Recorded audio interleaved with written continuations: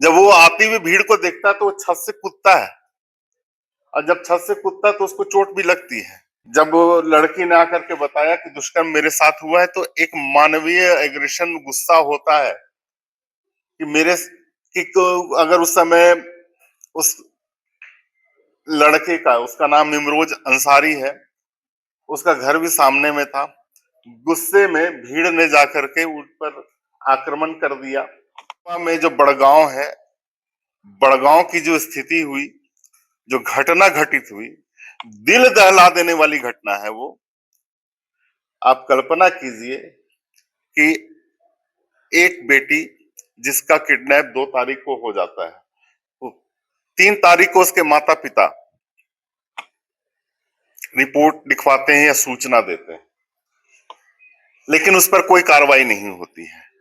4 तारीख को वो बच्ची किसी तरह से बच करके सुबह में, एकदम सुबह में वो अपने घर पहुंचती है, परिजनों के पास पहुंचती है और बताती है कि मेरे साथ दुष्कर्म हुआ।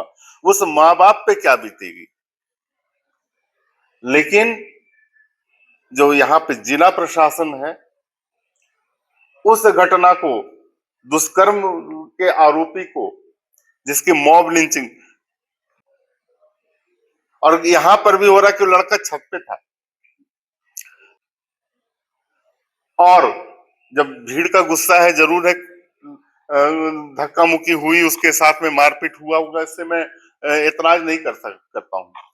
अगर उसकी हत्या मॉब लिंचिंग में हुई है तो ये गलत है, लेकिन सिर्फ इसी पक्ष को लेकर के जिला प्रशासन जांच कर रहा है कि उसकी हत्या मॉब लिंचिंग में हुई। तो सवाल अगर प्रशासन पे उठते हैं तो उसके साथ जनप्रतिनिधियों पर भी उठते हैं।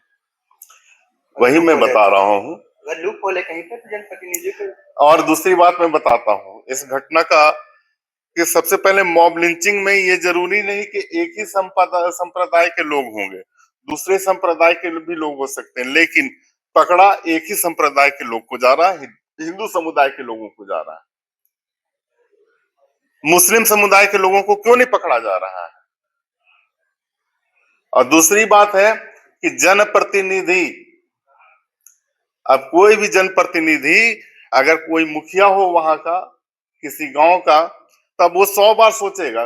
वो इसलिए 100 बार सोचेगा भाई, क्योंकि वो अगर वो बीच बचाव करने के लिए जाता है तो उस जनप्रतिनिधि पे आंच आती है, और जनप्रतिनिधि पे आंच आती है तो उस पर एफआईआर दर्ज किया जाता है और उसे की गिरफ्तारी की मांग की जाती है।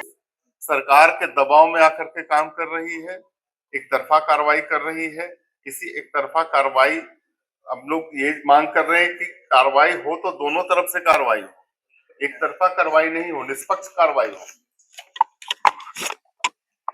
आगे भारतीय जनता पार्टी जिस तरह से उस नाबालिग बच्ची को न्याय दिलाने की लड़ाई लड़ रही है, क्या आगे की रणनीति होगी? कैसे उस नाबालिग और उसके परिवार को जिस तरीके से सलाखों के पीछे भेजा गया है, किस तरह की आगे की लड़ाई लड़ेगी, क्या रणनीति होगा? देखिए, भारतीय जनता पार्टी अपने स्टैंड पे कायम है। हमारी पार्टी जनहित के मुद्दों को लेकर के जनता के बीच में हमेशा रहती है। हमारे आदरणीय बाबूलाल मरांडी जी भी गए हुए थे, हमारे प्रदेश के कई और नेता भी जाएंगे वहां पे, पीड़ित परिवार के साथ में है। हमारी पार्टी का एक एक्शन यही चीज होगा कि हम लोग आंदोलन करेंगे, लोकतांत्रिक तरीके से हम लोग आंदोलन करेंगे। डर का माहौल बना हुआ है, बेटियां, छात्राएं, महिलाएं सब डरी हुई हैं। डरने की जरूरत नहीं है, डरना उनको चाहिए जिन्होंने जुर्म किया, और जो माता, बहन, बेटी, अब वो शक्ति है। हमें इस देश में नारी को शक्ति के रूप में पूजा जाता है। और एक बात मैं बता देना चाहता हूं कि नारी ने अगर त्रिशूल हाथ में उठा लिया तो महिषासुर का तो वध होगा ही होगा, और ऐसे महिषासुरों का वध करने के लिए हमारी नारी शक्ति ही काफी है।